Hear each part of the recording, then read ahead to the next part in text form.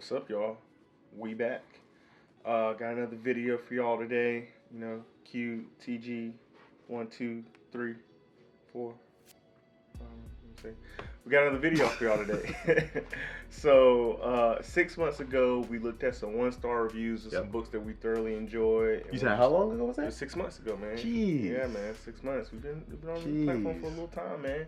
And so, you know, these are books that we, had read before, or they were new books that we liked, and we read the 1 stars and was just like baffled, like, what? And they were hilarious reviews. So in those 6 months, we've read a lot more books. I've been introduced to some cool series and some stuff that we've already liked and kept following. Some new things people suggested that we were like, oh, so we were like, let's do an update. Yeah. And let's see what the worst things people said about some of our new favorites, new books that we got, right? Yeah, so, let's do it, bro. So here's 5 books. We're gonna go through 5 books that we have read in the last 6 months that we thoroughly enjoyed, that we like, and we're like, okay, cool. We found these are 5 stars or hot 4s. These are some of our new favorites, and then these are people who are saying like, y'all favorites are trash, and we're like, what? So first one is Malice, John Gwynn's Banished Land series, Faithful and the Fallen. And we thoroughly enjoyed this book. I forget what month we talked about in our wrap up, but we like this book. We're Banished Land fans. We're in the Banished Lands right now. We're Banished Land. So this first review, he put a pretty long review, but I'm gonna hit the highlights. He's like, okay, I'm calling it. Malice, The Faithful and the Fallen #1 expired to DNF at 23% due to extreme prejudice against boredom. I did not enjoy much of the 23% of Malice that I completed. I was bored, and nothing occurred, with the exception of a shit ton of what I felt like was unnecessary POVs. You know what? Malice didn't have action. Almost nothing happened, and it bored me to tears. My man was crying because it was so boring. First of all, how you say there was no action in that thing?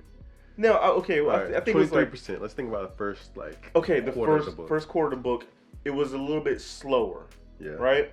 But the last 2/3 stuff started popping off. Yeah. It was action, and I'm just like, come on, man. Like, I can feel how someone can just be like, this is not for me right now. I'm not reading it. DNF. Yeah. Like, everyone has their threshold. Yes. It's very rare for me to feel like I can DNF a book 20% in. Yes. Like, I feel like I have to get at least 50. At least 50. And if it ain't turned around at 50, bro, like, I'm out. Yes. Like, I'm out. And things were definitely popping off at 50% in Malice. And the thing was, it's like, do you want just meaningless action? You want just like, oh, hey, I'm Terry. Hey, I'm cute. Oh, I stabbed cute. He died. Oh, in page 3. Okay, cool. That's your action, but you have no tie to Q. You don't care about him. You don't really give a damn about that I shanked him, or that his father was the one who beat me when I was a kid, and so I was getting revenge. None of that transpired. You don't know, and none of that happened my way. I'm just my imagination as well. I'm just when you have no tie to characters. When characters start getting their heads chopped off, you don't give a damn. Right. People were bad, or felt that Ned Stark died because you followed him the whole entire book, and then at the end of the book. Oh gosh, Ned, like they gotta make it hurt. They gotta make it hurt. Why did the Red Wedding hurt? Because you followed my mans through the whole thing, and so some characters get chopped off, but you gotta at least give them some time to get an attachment to them, right? Yeah. So definitely. Yeah, my man's as well. All right, here's another one. This one starts off saying, "Don't give in to the hype!" Exclamation mark. Don't read this. If you've watched Game of Thrones and read any basic fantasy, you know every single thing that's ever going to occur in this novel. Put Game of Thrones, Lord of the Rings, and elements from the Farseer trilogy in a blender, add some stinking water from a drain for flavor, and mix it to create Malice. Now serve it to your worst enemy.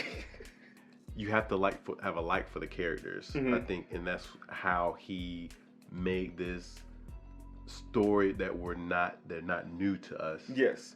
Be good. Yes. So I would definitely say it. You can say it has Game of Thrones, Lord of the Rings, Farseer influences for sure. Yeah. Any new book that's going to come out from the year 1900 forward is going to be influenced by somebody else's book, and especially these major genre fantasy books.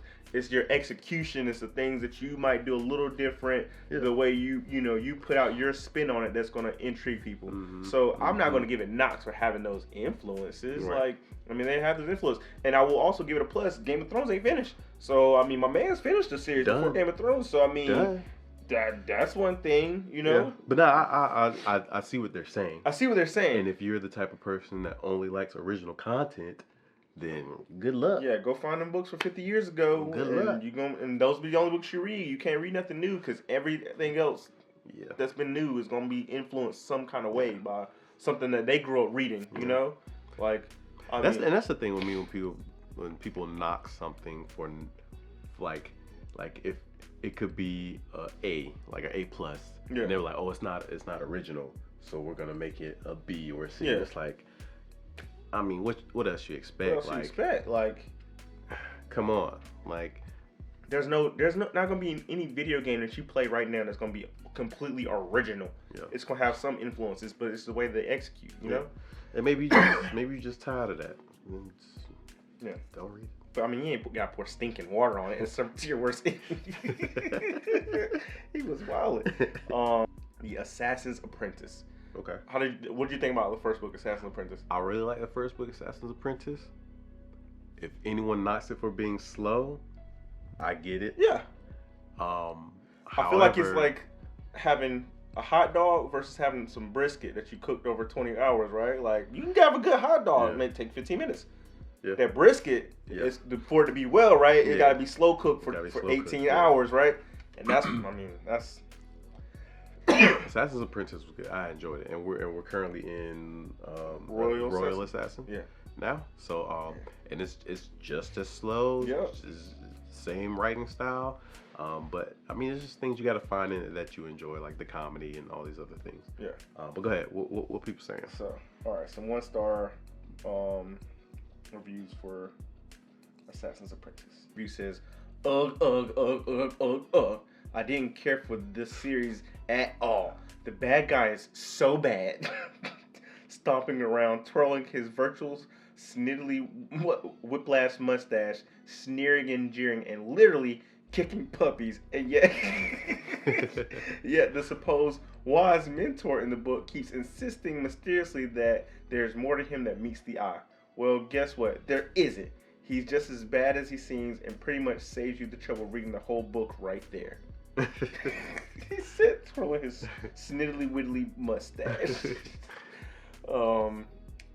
No spoilers. The bad guys, I mean, I'm all for an introspective bad guy, right? I think obviously like the bad guy makes or break. Yeah, makes or breaks a series, a show, or anything. I'm all for is he really bad or is he justified type of bad guy? But I'm also for he's just an asshole type of bad guy, right? Like he's a prick. Like he's a bad guy because he does bad things. I think our bad guy was a bad guy because he's a prick, and the bad guy here is not the greater scheme of what the actual badness may be. I don't know. We're not deep. We're not there. But not that deep. I hear what you're saying. Yeah. I feel like he was just the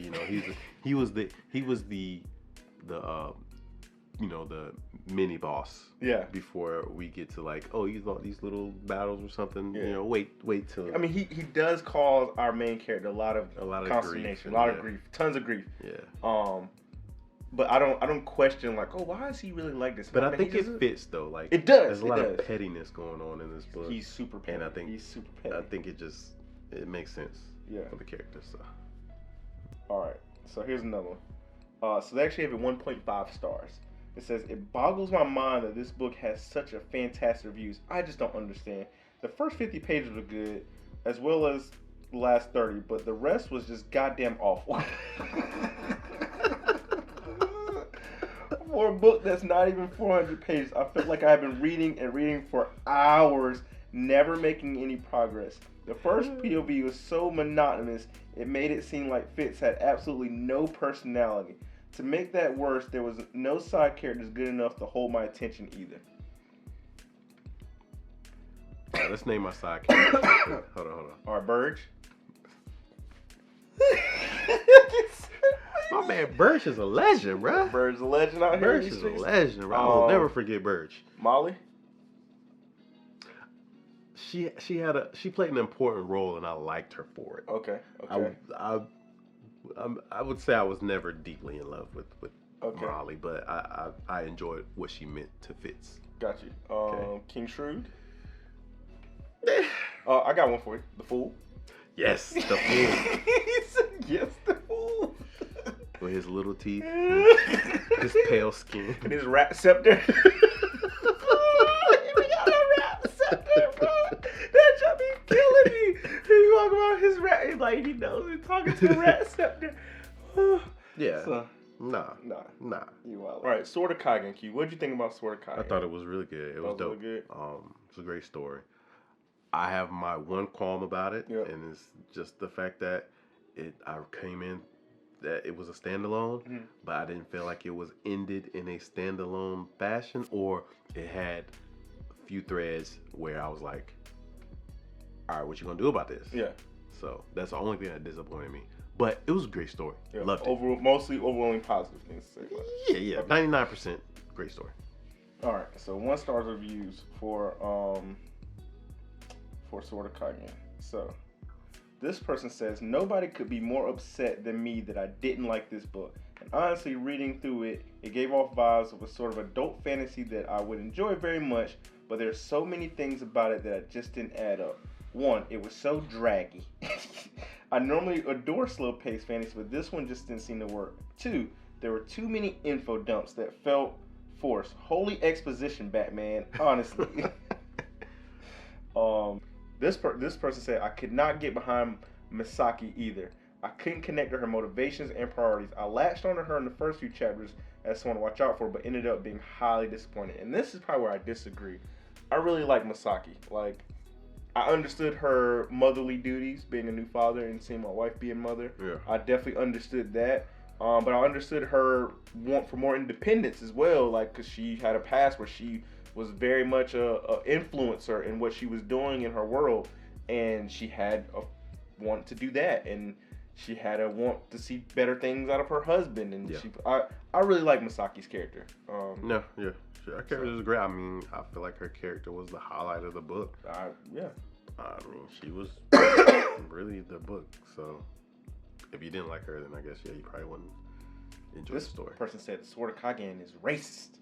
And that's just the first line. I don't want to hear anything else. But she said the Sword of Kaigen is racist.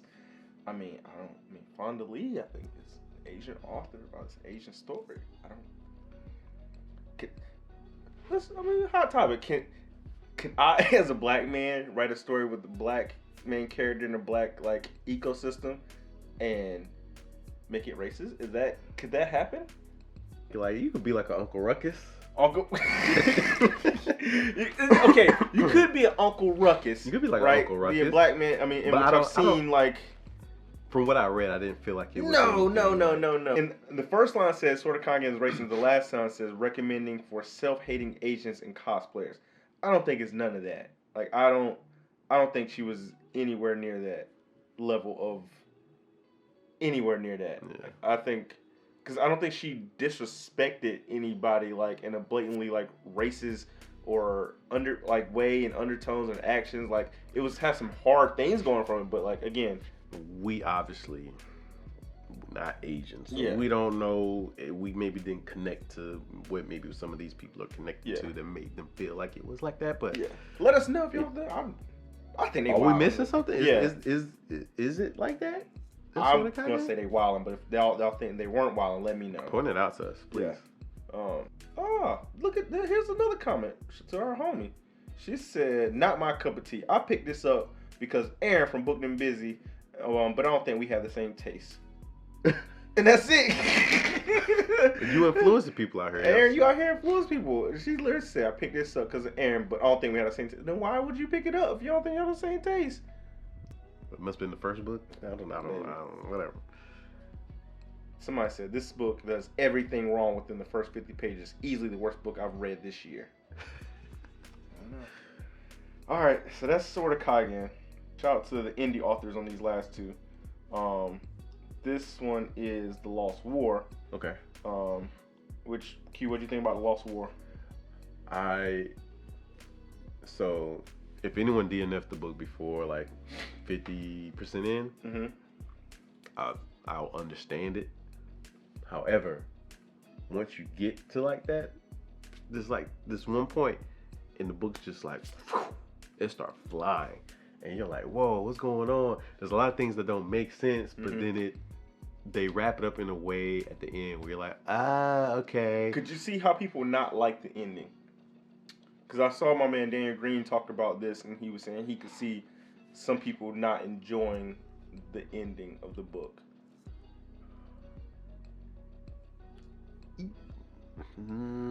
Yes.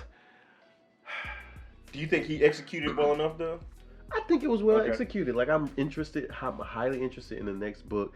I want to know what happens. I want to know why, we ended this way. Yeah. So tell us more. Like, why did we end that way? Yeah. I was pleasantly surprised. Kitty G put us on that book, and we thoroughly enjoyed it. So there's only 2 negative. I mean, I think they had like 9 1-stars, but only 2 people wrote comments. Obviously, so doesn't have the hugest audiences, big of audience as other books, but still. So this 1-star review said, "Too weird" in bold letters. I read further than chapter 4. If I read further than chapter 4, I would have had nightmares. Too much gross magic. I'm sure others might like it. Gross magic. He said too weird, too much gross magic. You remember gross magic? I remember there was some like weird like antagonist things that were happening, right? But I don't remember it being like gross. Gross magic. Too much gross magic. We read that in what, December? Yeah. I don't remember. I don't remember gross magic, bro. I hope it's gross. He said he made it through chapter 4. Yeah. The book is confusing as hell until you get to like halfway through. Yeah. And then things start to happen. You're like, huh? Like what? And then you get to the end and you're like, oh, so that's why this book was confusing and blah blah blah blah blah. And you're like, I like what you did there. What's happening in the next book? Yeah. When is the next book gonna drop? I'm very curious. It's worth the reread. I'll definitely reread the first book. I mean, I love so many of the characters. I love so many of the characters in that first book. So it was good. It was good. Wintersteel, which definitely I think is the highlight in the Cradle series. And so this one this is actually another one with very few 1-stars. I think it only has like 10 1-stars. And again, I feel like if you made it a Wintersteel, which is book 8, then you know what you in for. Like you're like, okay, cool. And I don't know how you can I really like Wintersteel. It's probably one of my favorites if I had to think about it. But I don't know how you could drop so far down once you get that far in. Yeah. But here's this one said they would recommend it for nobody with a brain. And they said, imagine looking forward to a great steak. You go to that steakhouse, sit down, order your meal. Then when you finally get the food, the steak is burnt to a crisp and way over salted. The veggies are okay, but kind of soggy, and the mashed potatoes are great. That's how this book feels. Mashed potatoes. I think the greatest thing here he said this book feel like mashed potatoes. It's how people write these books. Like, you can't just come in and be like, I DNF'd it. But he set us up. Like, nah, you gotta give me. You got your great steak, and then it's burnt. You looking for the vegetables, they soggy. The mashed potatoes is hitting them. But overall, you paid $80 for the meal. This is what this is. Mashed potatoes. Like, what? The imagery setup was mean. I give him that. So I give him a 5-star. I give you a 5-star, sir, on your 1-star for the imagery setup. But you were wrong. Wintersteel was popping. And I think Wintersteel was probably one of my favorite because it had the biggest focus on my favorite character in the series, which was Yen. Yeah. And I just you give me more Yen, and we win it. So, but that's it, man. That's all I got, you. So those are some good ones. So 1-stars on our 5-star. There were some 1-stars, and if those were very impactful to those people, why they 1-star them, I will understand. But a lot of them was like, you didn't give it time. Yeah. You didn't give it time. Yeah. So give it time. I will try to go. I make sure that I try to give books time. Yeah. but there's some of them out there that I'm just like, man. Y'all follow Q on Goodreads. What's your Goodreads, Q? Q. It is? Yeah. All right. We're going to put our Goodreads in the description. Follow some Goodreads. From time to time, we do post, some thoughtful reviews. Yeah. I try to keep mine short and sweet. I don't really just do it so I remember what happened, if I like the book or not. I don't think I ever wrote like 8 paragraphs or nothing like that. It might be a couple paragraphs, but especially made me feel some type of way. So yeah, me and Q will be up there. If y'all want to check out some of our reviews and thoughts on some books, follow us. Thank you for making it to this 1 star. Check us out. If you made it to the end, hit us with 1 star. The star emoji. Also because y'all are stars. I like what you did there. I tried, man. Good job. Adios. Peace.